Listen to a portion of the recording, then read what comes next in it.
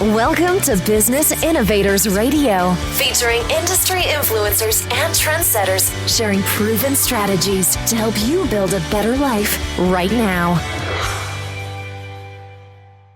Hello, listeners. This is your host, Andy Curry. Welcome to the program today. I have an exciting guest with me today. This is going to be a lot of fun, so pay attention. I have on the line with me Dr. Willie Jolley, who has been speaking professionally for 25 years. He has a lot of content he speaks on, but he's best known for attitude and achievement. And Willie speaks in the U.S. and internationally. He is based out of Washington, D.C. He has written 4 books, and he's best known for the one named A Setback is a Setup for a Comeback. What a great title. And he's also the host of the Willie Jolley Show on Sirius XM. So, Willie, welcome to the program. Thank you, Andy, for having me. It's a privilege, a pleasure, and a joy to be on with you. And I start all my interviews the same way. I have only just a minute, only 60 seconds in it. Forced upon me, can't refuse it. Didn't seek it, didn't choose it. But it's up to me to use it. I must suffer if I lose it. Give account if I abuse it. Just a tiny little minute, but an eternity is in it. Good day to everybody who's listening. That was fantastic, Willie. Thank you for that. Now let's talk about your speaking business. You're very well known, and for those that don't know you, and for those who are excited to hear about you, what are you teaching people? How are you helping them? Well, I basically teach people about the possibilities for their lives, for their businesses, for their organization, and helping them to grow their possibilities and grow their future by growing themselves. I believe that the best way to grow your future is to grow yourself. The best way to grow your organization and your profitability is to grow your people. And if you will grow yourself and grow your people, then you will start to grow your success, whether it's individually or corporately. So that's what I do. Most people know me for my work with a little company you might have heard of called Ford Motor Company. In 2006, Ford was on the brink of bankruptcy. They brought in a new CEO, Alan Mulally, who they said, we've got to turn this company around or we're out of business. And so Alan Mulally said, well, we've got to change the culture. And so he was interested in making sure that people thought differently. So someone in the C-suite at Ford had read my book, A Setback is a Setup for a Comeback, and heard me speak at an event in Florida. And he said, we got this guy in D.C. I think could help us. So I worked with Ford in 2006, 2007, 2008. And as you might remember, in 2009, Ford was the only one of the big 3 automakers to be able to reject the government bailout and go on to billion-dollar profits. They were losing $1 million in 2005, and in 2010, they were making $1 billion. Now, did the economy go up between 2006 and 2010? No, it went down. Did circumstances in our country go up? No, they went down. What changed? What changed was their thinking, their attitude, their perspective, and their expectation of possibilities. And so that's what I worked with them. And from there, the Detroit Free Press wrote a big article about Ford's amazing comeback. And in there, they said they had a secret weapon named Willie Jolley. Of course, that day I would get a call from GM. So then I went to speak for GM. And it continued to roll. Walmart, Verizon, Chase Manhattan, Raytheon, other companies that said, if you can do that for Ford, I'd like you to come do it for me. So I'm very grateful for that. And that has had a profound impact on my working not only with organizations and companies, but also with individuals, because many individuals are looking for a transformation. They're looking for a comeback. They're looking for a better future. And that's what I try and help companies and organizations and individuals to do. Can you give us a little insight on what you said to some of the people at Ford? You know, interesting enough, when they first brought me on, the first job they wanted me to do was to help them to get people to leave. Because they had to leave. They had a need to get 25,000 people to leave and take a buyout.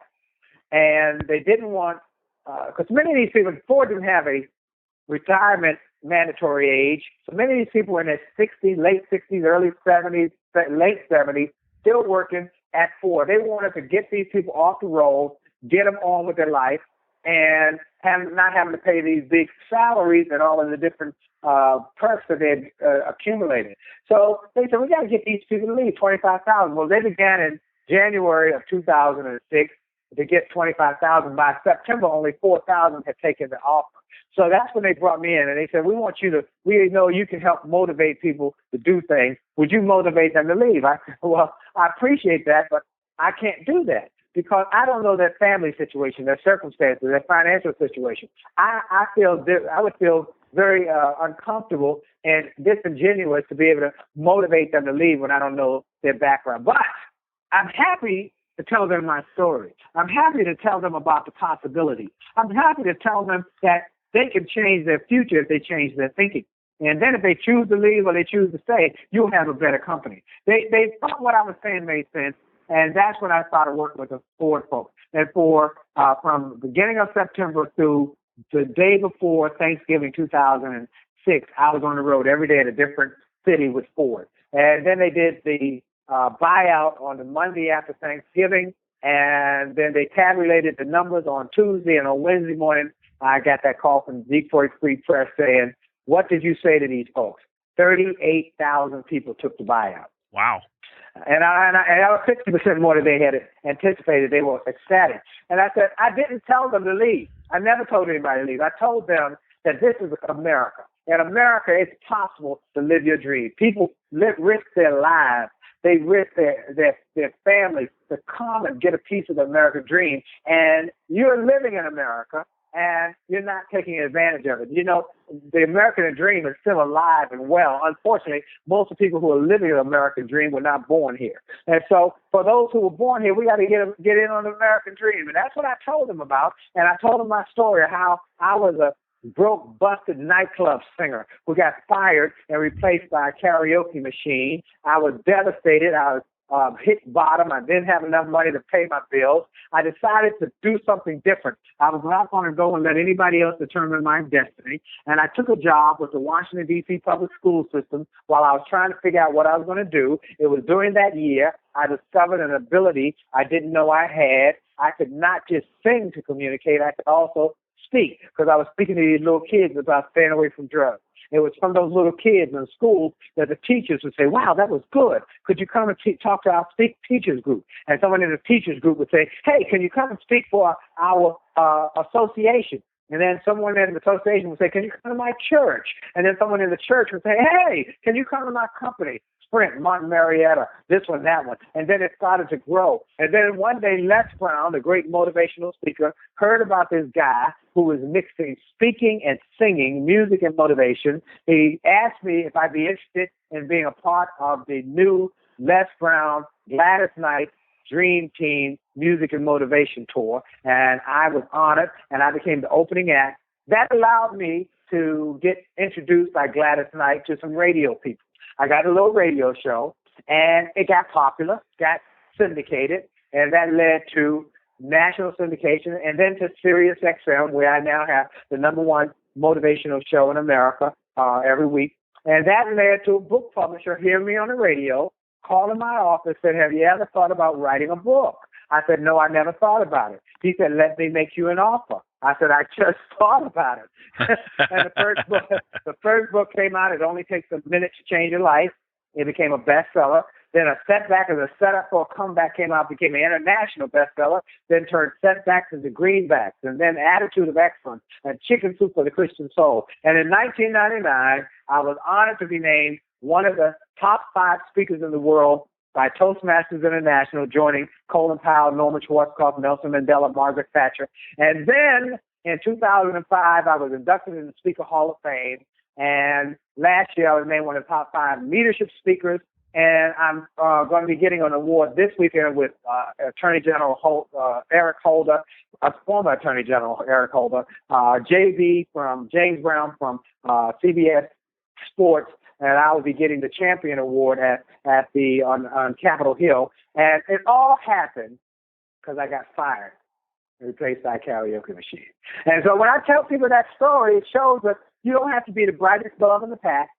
You don't have to be absolutely overwhelmingly this great speaker or thought leader. I was just a broke, busted singer who made up his mind that I was not going to let anybody else determine my destiny. And I had to work hard. I had to fight for it. I had to keep going. And even today, someone asked me in an interview a couple weeks ago, so when did it turn around? And I said, you know what? It's still turning around. When did you become successful? I'm still working on it. So I'm saying to people, wherever they may be, that it's possible. And that's what I said to the Ford folks. I never asked anyone to leave the company. I never asked anybody to take a buyout. I said, here's what's possible. I'll give you one great story. One gentleman came up to me while I was speaking to Ford, and he said, you know what, I've been working for Ford for 32 years. He was only like 50, 51. He started when he was a teenager. He said for 30 to 18, 28, 38, 48. Yeah, 32 years. He was in his early 50s. And he said, I've been working here for 32 years, and I have never heard ever about having a dream. Ever. I started working at Ford when I was a teenager because my father worked at Ford and his father worked at Ford. Mm-hmm. That's all I've ever known. Just do the Ford way. That was the way to be successful. But I have never heard about having my own dream. He said, I just thank you for giving me my dream. That guy, he took that buyout. He took that $100,000 they were offering, and he bought a Subway sandwich shop. And he stays in touch with me now. He has 12 Subway sandwich shops all over Michigan. He's become a millionaire because he lived his dream. So that's what I told folks at Ford. It's possible to live your dream. It's possible in America to take nothing and turn it into something. And if you have the faith, if you have the focus, you have the commitment to excellence, you can do incredible things in your life. And that's what I'm doing and telling people all over the world now about possibilities for their business, for their future, for their families, and for their legacy. And so I'm excited about it. One more thing I'm very excited about. Because of the show my XM show becoming #1 earlier this year, in February, I got a call that really blew my mind. I got a call from the National Get Motivated Seminars. I mean, you might remember, if you're in America, that for many years there was a tour that Zig Ziglar and Colin Powell did together around the country called the Get Motivated Seminars. They would go to big arenas, and they'd be a full-day seminar, and it was just fantastic. And I would go every time we'd come to Washington, D.C. at the Verizon Center or the FedEx Field or wherever they had it, thousands of people. I'd go because I loved listening to Zig Ziglar. He was one of my favorites. Well, a year and a half ago, Zig passed away, and they shut the tour down for a while. But in January, they re-upped the tour, and they said, we got to get a replacement for Zig. And I'm honored that they called me and asked me to replace Zig. So since February, I've been on the National Get Motivated Tour as the opening speaker. And I'm honored that the closing speaker is my friend, Les Brown.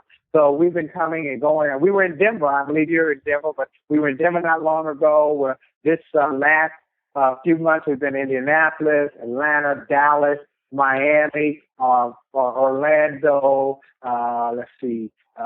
we're Charlotte, Chicago, Los Angeles, Sacramento.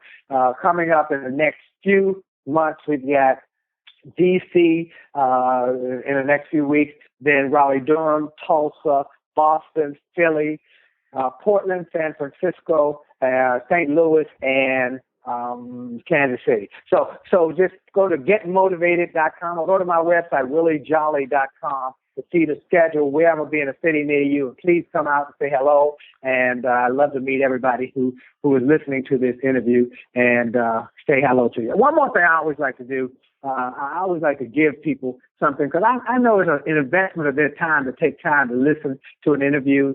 They could be doing a lot of things. And so when people listen to my XM show, they listen to my daily radio show, I'm always honored because they have so many options. And I always like to give people a reason to say this will worth the time.